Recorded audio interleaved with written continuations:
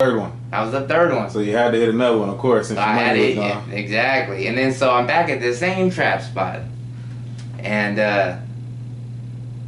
that's when I got busted. Either they knew I was there because they followed me from the bank, or I was on Crime Stoppers at the time, and there was like a little reward out, you know, $500. I think somebody, to be honest, I think somebody at the trap spot told them I was there, because as soon as I left, they didn't fuck with me at the trap spot.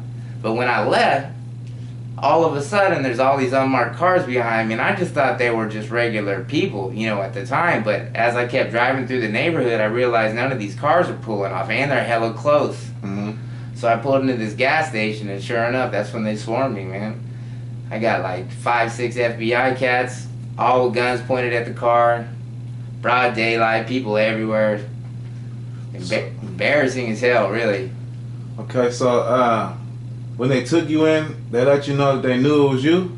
Or how did that work after that? Nah, they played the, I mean, they knew it was me. I mean, it was obvious. It was super obvious. I had some of the money from the bank in the car, you know?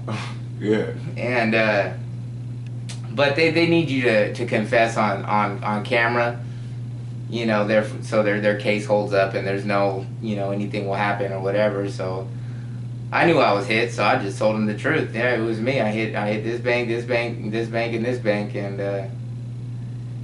tried to make it as quick and painless as I could, really.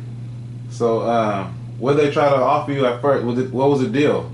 Well, see, I'm a first-time offender, so my lawyer kind of fucked me. He told me at the time that he might be able to give me, you know, like 12 months with a bunch of probation. And he said the prosecutor wants you to sign an open plea, which I'm new to the whole thing, you know, and I didn't realize how big of a mistake that was. So I signed an open plea, meaning that the judge can sentence you, or there's no guidelines, basically. There's no recommendation that the prosecutor can recommend whatever he wants.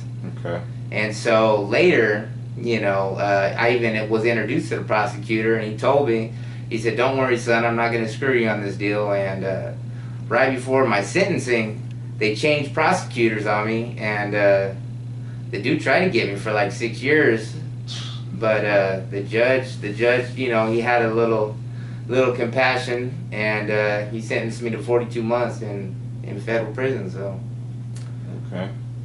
So out of this whole experience, what did you learn from this? Well, I'll tell you one thing. If you count the time that I did and the amount of money I got, which wasn't a whole, less than $10,000. They told you how much you got at the end, or did they ever? Yeah, it was in the paperwork. Yeah. Oh, okay. So it less than 10,000. Okay.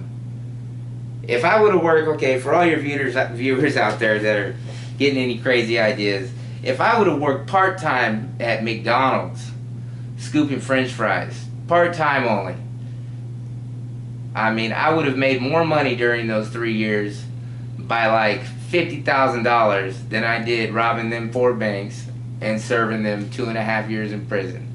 Fuck. And that's real shit. Yeah. You know what I'm saying? It's quick and it's easy, but at the end of the day, it was a big mistake. Okay. I feel it, man. Well, thank you for coming to GOTTIVISION TV. You know what I mean? Coming out and you know, thank you for your interview and thank you for your time, man. Of course, man. Yeah. All we try to do is enlighten and teach, man. Thank you, man. Thank you for having me. Yes, sir.